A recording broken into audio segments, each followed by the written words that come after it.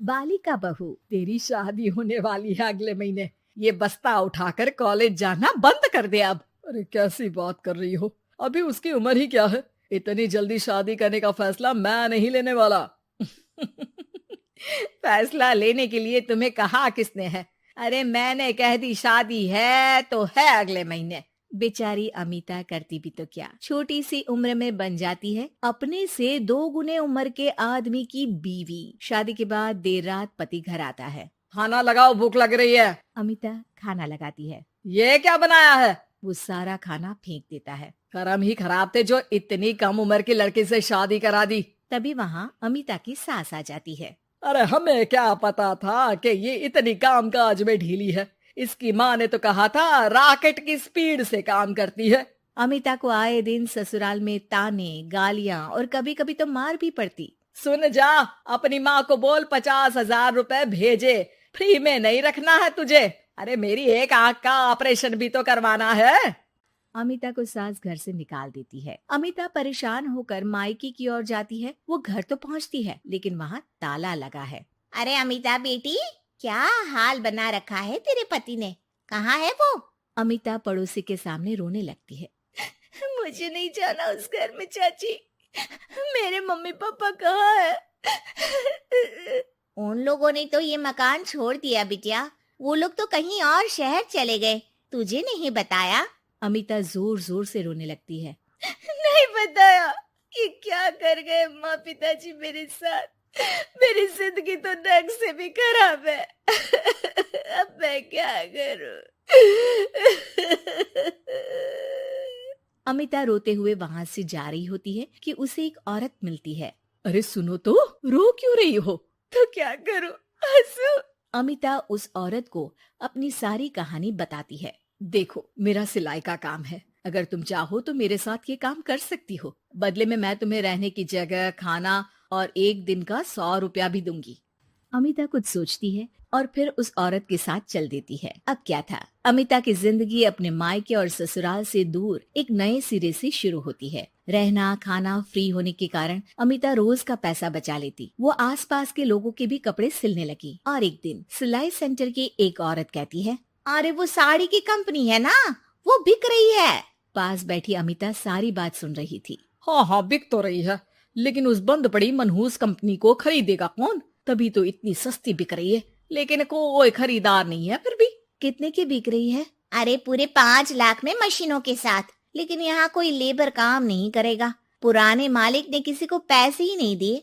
उन लोगों ने कहा है कि जो नया मालिक आएगा वो लोगों को पैसा देगा।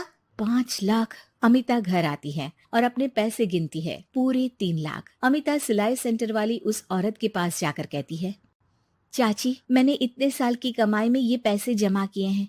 पूरे 3 लाख है। वो बंद साड़ी की फैक्ट्री मैं खरीदना चाहती हूँ।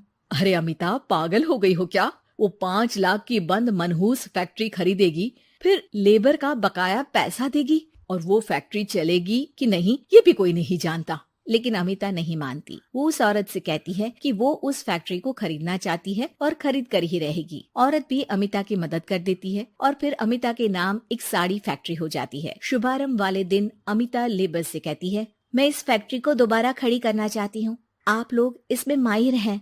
मैं नहीं जानती कि पहले वाला मालिक के काम करने का क्या तरीका था, लेकिन मैं अपनी योजनाओं के साथ आई हूँ। मेरे पास आप लोगों को देने के लिए अभी तो पैसे नहीं है, लेकिन मैं वादा करती हूँ 3 महीने में आप लोगों के पैसे ब्याज सहित आप लोगों को दे दूंगी। और ये क्या बात होती है? हम सारा दिन फिर से काम करें और पैसे ना मिले तो हम खाएंगे क्या?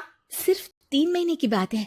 वैसे भी आप लोग बिना काम के यहाँ नए मालिक के इंतजार में बैठे ही थे।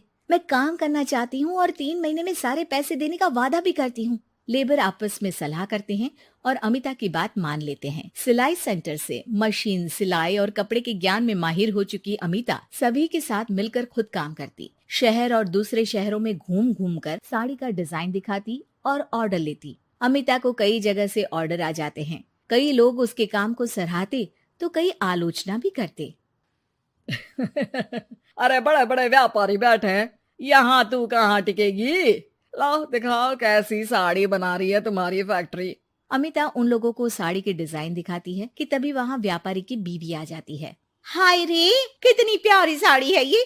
बड़ी महंगी लगती है, मेरे लिए ले लो ना जी। और हाँ, अपनी दुकान में भी रख लो इसे, बहुत बिकेगी मैं कहती हूँ। अमिता मुस्कुराती है। अरे सेठ जी, बड़े बड़े व्यापारियों से नहीं, पर अच्छी डिजाइन और क्वालिटी से बाजार में चलती है। अब बताओ कितने का ऑर्डर है आपका? धीरे धीरे अमिता का आत्मविश्वास और बढ़ता है। बड़े बड़े ऑर्डर्स के लिए वो खुद लेबर्स के साथ मिलकर सारा दिन सारी रात काम करती। और फिर वो दिन भी आ जाता है जब अमिता को लेबर को पैसे देने होते हैं। मैं आप लोगों से 3 महीने बाद आज के दिन ये बात करना चाहती हूँ कि मैंने जितने पैसे देने की आपसे बात की थी उतने मैं नहीं दे सकती।